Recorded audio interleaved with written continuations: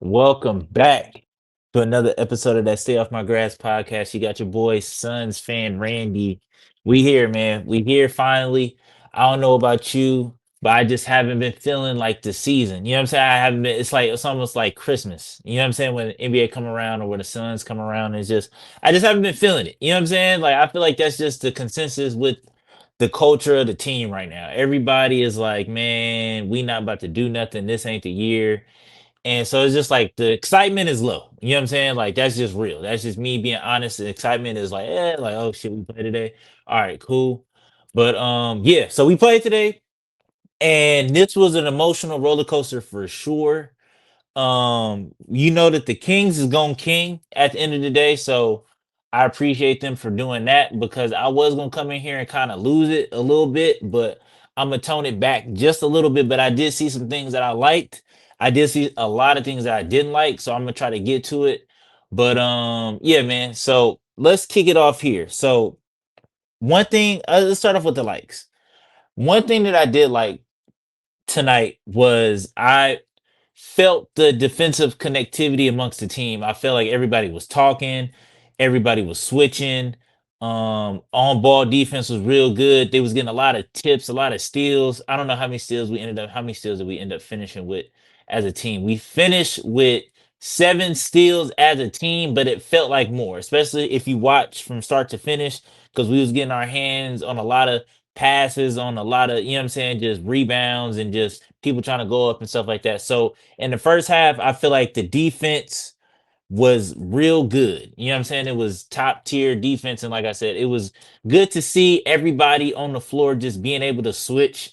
We started off with Oso at the center, which I was a little shaky because I was like, okay, like how bad was Mark Williams in practice for Oso to kind of take that starting spot? But I think also did his thing, and like I said, and like I continued to say last year, it's a lot of money on the floor for Oso. He just got to go get it. You know what I'm saying? Because I think in that pick and roll, that short roll is there. You know what I'm saying? If anybody in the league or if anybody on this team that's a big that can make a play out of that short roll, or like can just get the ball and make something happen, whether it be driving to the hole, whether it be kicking it to the corner, or whatever it may be, that's where the money is on this team. Like if you can do something when somebody is blitzing the screen or they hedging and you can get it and make a move out of it, then you know what I'm saying, then we could really use you on this squad. But also did okay. He finished with 7 points, 4 rebounds, no blocks, no steals. But like I said, I feel like defensively, he was all right for the first half. I feel like for me, in my opinion, I think Mark Williams really went out and balled out today. Finished with 2 blocks, finished with 6 points, 11 rebounds, 24 minutes. I feel like Nick Richards also too, him and his energy with that second unit really brought us back in the game. You know what I'm saying? Nick Richards and Mark Williams really brought us back in the game.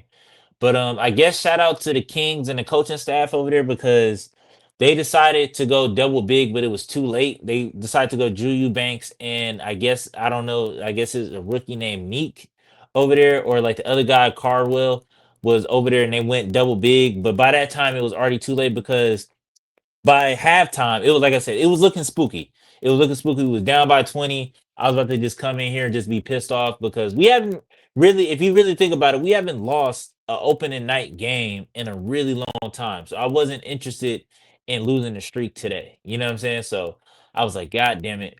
We done, you know what I'm saying? And then especially just how we was playing offensively was really pissing me off. But let me stick to the defense for now. But yeah, the Kings on defense just didn't have any interior defense, and so in the second half we kind of figured them out, and so everybody literally just started driving to the paint.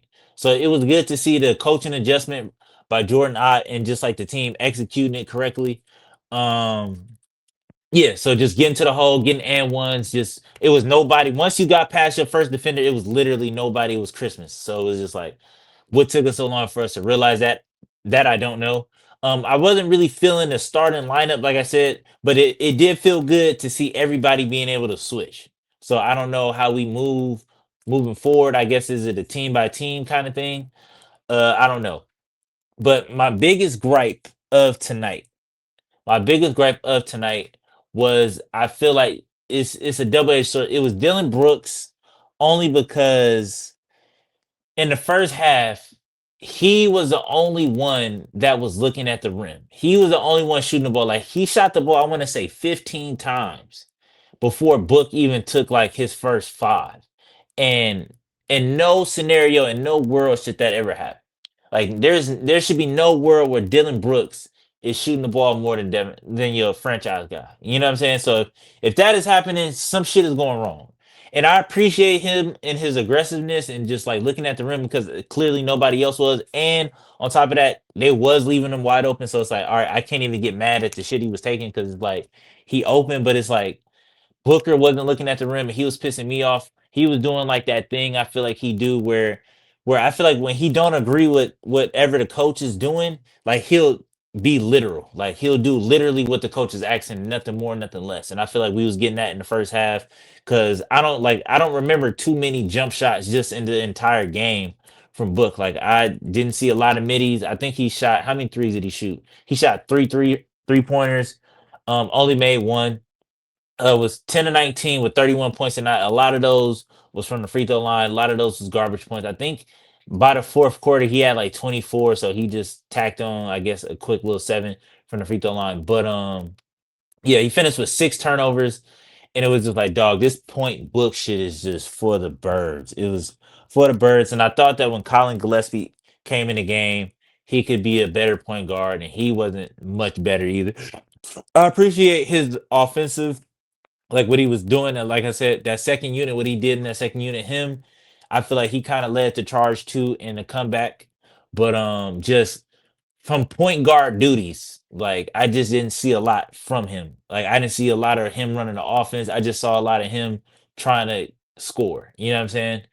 And yeah, that could be a problem in the future because it wasn't a lot of assists, it wasn't a lot of passes. It was a lot of our defense turning it into offense. And then, like I said, the Sacramento Kings started playing into our hands because they started doing a lot of ISO ball, and that's literally what brought us back into the game. Like if the Kings didn't king and start everybody just all of a sudden just started playing ISO ball for no reason, then we probably lose this game. So shout out to them for that. But Grayson Allen hit some big shots. Royce O'Neal hit some big shots, and those are the two ones. If I had to really credit two people with the comeback, it would really be them. But like I said, it was the second unit as a whole, but really it was Grayson Allen and Royce O'Neal really brought it back. Royce O'Neal finished with 12, 3 for 7 from three.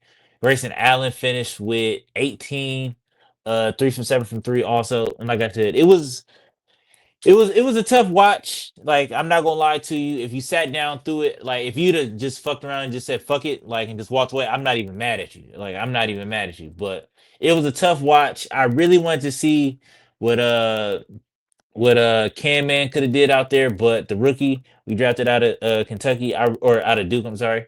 I really would have wished we could have saw what he could have did out there instead of Oso, but hey, it is what it is. A dub is a dub. At the end of the day, a dub is a dub. I'm gonna take it. We want to know, but it was a lot of shit that needs to get like cleaned up. And I guess some of the positives of tonight was, like I said, just the defense and just the effort and the energy. Like it was no everybody was giving effort, everybody was getting back in transition, everybody. So it's like it was good to see that because it's been a long time since we just seen a good energy, a lot of high fives, a lot of teeth around this motherfucker. So it was good to just see the morale was high. But if we definitely got some shit to work on. Especially if we just want to be a playing team. Like I don't see us being nothing better than a playing team this year. I'm just gonna be completely honest with you. So unless we make a move and get a real point guard in this motherfucker. Like I don't really see it. And as we was playing tonight, I was really trying to figure out like where does Jalen Green really fit in? Like what could have Jalen Green could have brought today that would have like you know what I'm saying? Granted, we would have won probably either way, but it's like what really do he bring? I don't know. Just I guess instead of Dylan Brooks shooting 24 times, that would have been like Jalen Green. So I don't know. I don't know. But all in all, it's a good dub. We I guess headed in the right direction. And we could just pride ourselves right now in just being a good defensive team and trying to turn our defense into offense. So until we figure out like what offense are we running, because I didn't see any like real offense. Like it should look nasty. It looked nasty. But all in all, it is what it is. Till next time, man. Peace.